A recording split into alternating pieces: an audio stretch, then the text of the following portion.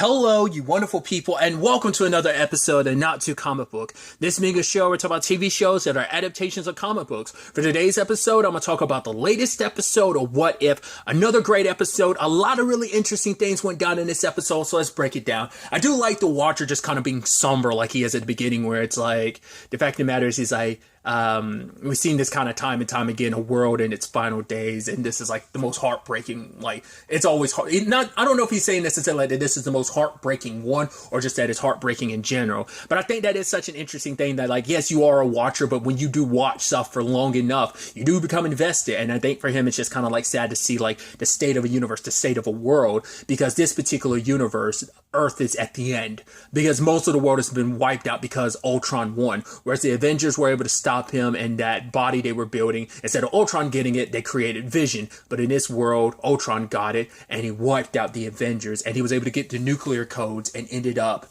wiping out the world. Natasha and Clint were the only ones alive because they were in high enough in the atmosphere, like, you know, they were in the sky in like a Quinjet or whatever, like before like the world, like all the nuclear missiles went off, and so they're the last of humanity.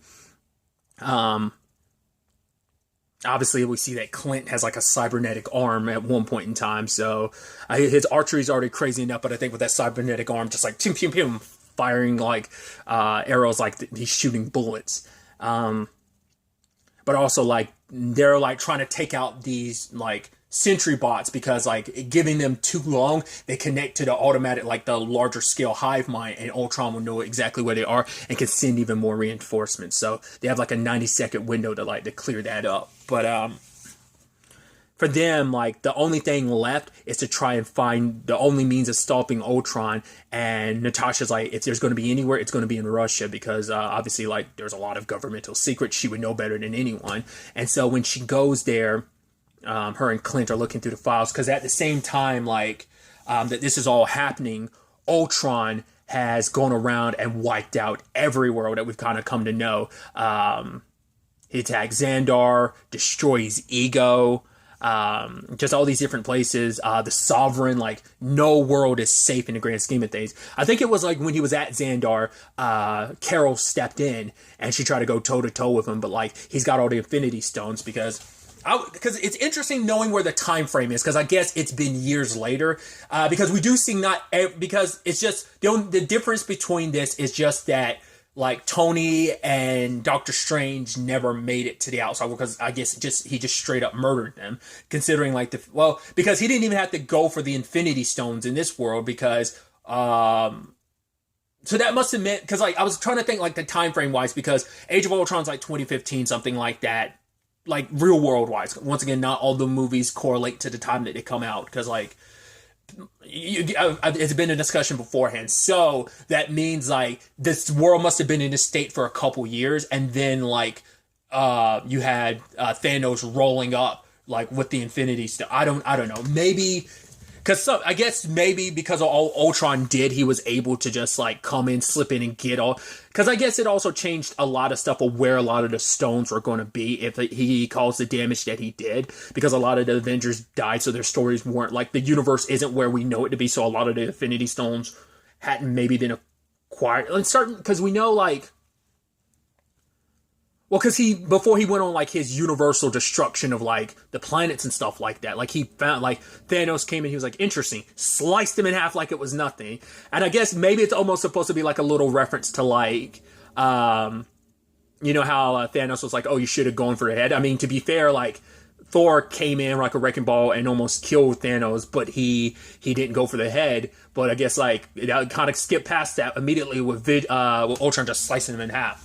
Which, side note, I am kind of bummed they sadly weren't able to get James Spader. It might just be because he is busy doing the Blacklist. He didn't really have time to do it. I mean, they weren't able to get all the voice actors back. A lot of them, but not a lot of them, but some of them anyway. So maybe it just fell in that territory. But the person who voices Ultron is Ross. I'm probably going to butcher his name. I think it's Marquand.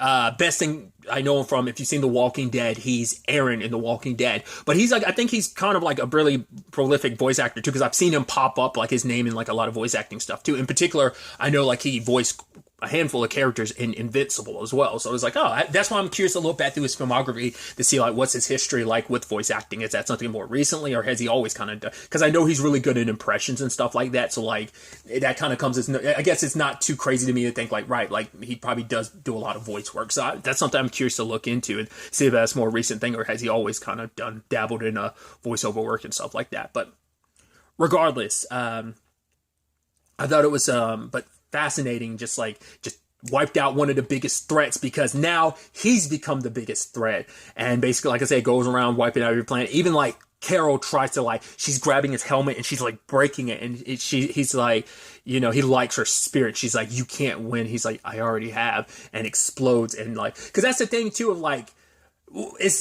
and to be fair, the MCU as a whole hasn't really gone to the full scale of what would be too much for Carol. Because it's not like Thanos killed Carol during the Endgame. It's like he just used the Infinity Stone to kind of get her off of him. Like he just knocked her out for a little quick. But we just had last episode where her and Thor went toe to toe. But people brought up the thing of also neither one of them was going full throttle with it. Full throttle. So it's kind of there's still no answer on really who's strongest. So it's she's supposed to be able to survive a nuclear bomb, but it's we're talking about something so powerful that is wiping out not just one planet, but other planets in nearby. So it's a cosmic nuclear blast. So even the energy she got from the one Infinity Stone wouldn't be enough to survive that, I guess, at least from what we can tell. But he conquered everything. And then in that moment, the Watcher's nearby watching, and I love that you see him perk up, and I'm like, oh, we getting that Doctor Strange moment? He's like, who said that? And it's he's sensing the Watcher, and the Watcher got scared. He's like, well, no, that's not possible. And we actually get to see how he views everything, the shattering of the glass, that motif they use at the beginning. I haven't watched the intro for the past couple episodes, so I've only seen the intro once or twice fully, just because I want to avoid seeing what actors are in the episode, so it doesn't spoil any appearances. But it's just interesting to see that's how they're reflected. Or he's basically staring into mirrors, glass mirrors, to look into these different worlds, and he just swipes his hand to hide away. He's like, no, it can't be. And then he's like, I see you. I don't know where you are, but Ultron's like, I'm going to find you. And it's for him, it's no, this can't be happening. He's like, right. There's one hope. There has to be one last hope, because this thing is becoming too much of a threat. And if this thing ever gets access to the multiverse, it's over. So, because that's the interesting thing, because even in the mainline MCU so far, we've gotten introduced to the multiverse mainly through, obviously, little peeks to it to a certain extent because of the alternate timeline stuff that gets introduced. We don't really get to see it, but I mean, technically it also comes down to the whole Endgame theory of we've been living in an alternate timeline the entire time where two Captain Americas always existed, two Steve Rogers specifically. But it's we got peeks into that with Endgame, just tiny little windows into it when the Ancient One was right, the moment you remove one of these Infinity Stones, the timeline branch is creating a whole different time. That whole thing. So we got peeks into it. Loki's our first jump into it. But this is to be fair, we got introduced to He Who Remains, and that was kind of our technically our first multiversal threat, but he was kind of keeping the multiverse in check. Now, the multiverse is kind of run rampant now, so we'll have to wait, obviously continuing down the MCU's timeline of the movies and, eventually Loki season 2, but this is our first true-blown multiversal threat. And so he's peeking into the one universe. This is our last hope. Ultron has to be stopped here and now. So he peeks in on Natasha and Bart Clinton, and they have to go through every box. And obviously Natasha finds the red, she finds that shield, and it's oh, does it match my color? And he's just I don't have it in me for jokes anymore, because his wife and children are gone. It's we saw what happened in his universe. He became Ronin. And this, we see he got the haircut and everything, but it's it's a little different because he didn't go completely crazy, because he wasn't he didn't lose everything. He lost a lot, but he still at the very least had Natasha. That was something, but it still doesn't make up for all that was lost. Obviously, this is even worse than Infinity War, because it's at least half the universe still exists. There was still something to fight for. There's still a lot to fight for in this regard, just to stop Ultron. But it's especially on Earth, there's no one left apparently, But I guess it wasn't enough time to go into it, but we know that shield belongs to like potentially like Red Guardian, her father. But it's like she's probably like, yeah, that's a can of worms I can't open right now, because that's the fact of the matter is, because they probably, like, once again, like, it's probably been years because of Thanos' time showing up. It's like, yeah, it's probably been years and stuff like that. So this world has been in this apocalyptic state that long.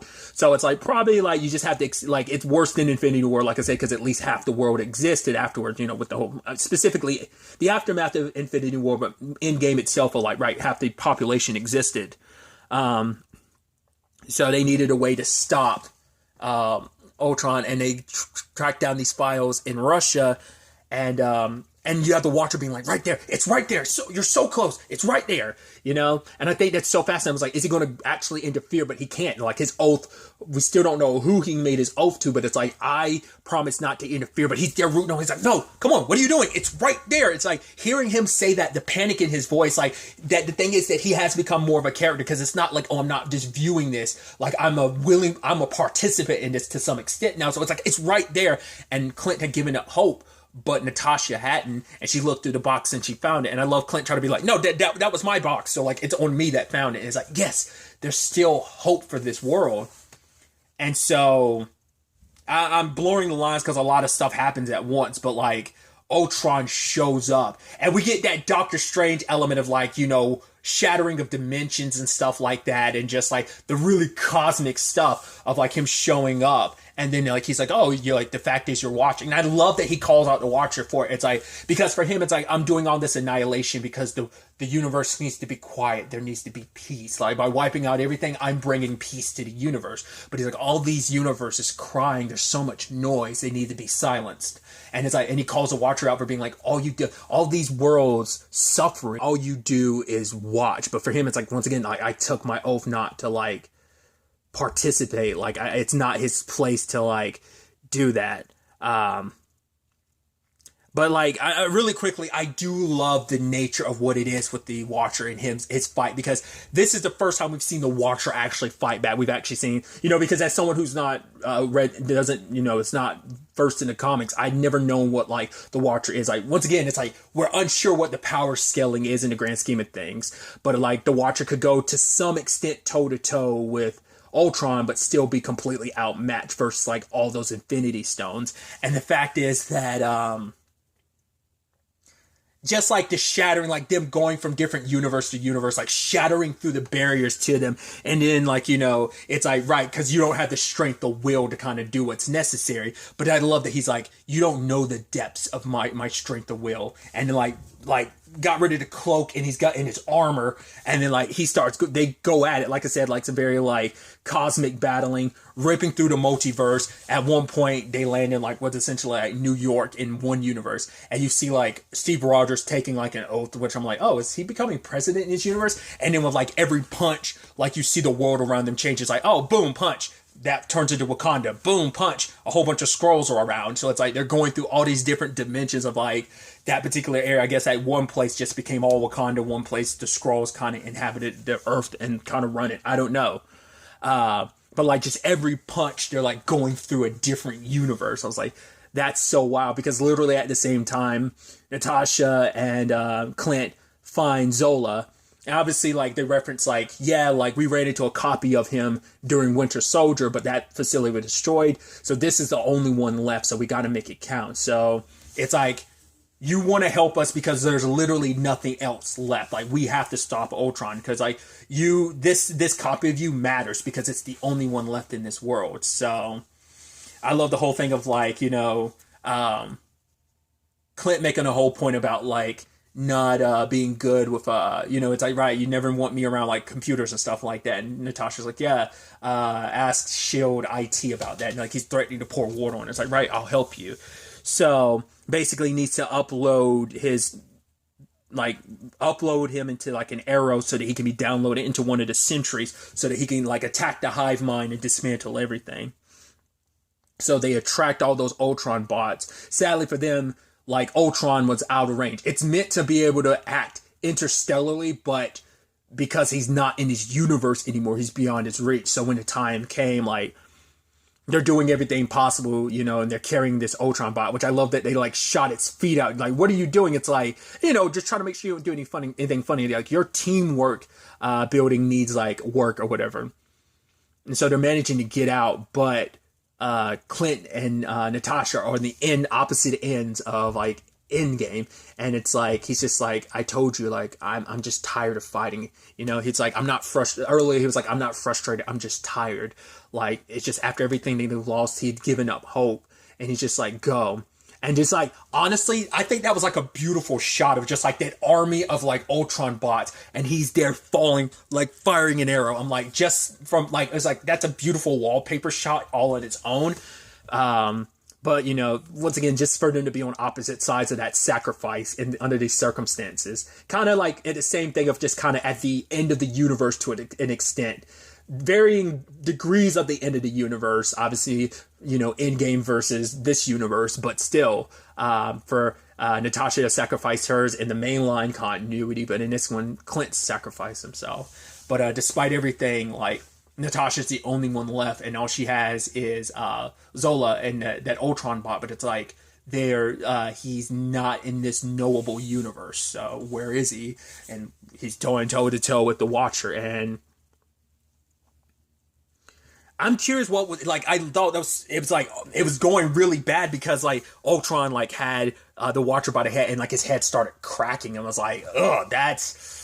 Like what that would have looked like. He needs to be alive because he's going to help set everything in the right direction with this upcoming battle. And it's like, because he's going to be the key figure in this, but like for him, it's like he ended up running away to the like a safety net. And the moment he's like taking a break and I see what's his surrounding, I'm like, you're in Doctor Strange from episode 4's what remains of his universe. Well, nothing, because he's in that bubble.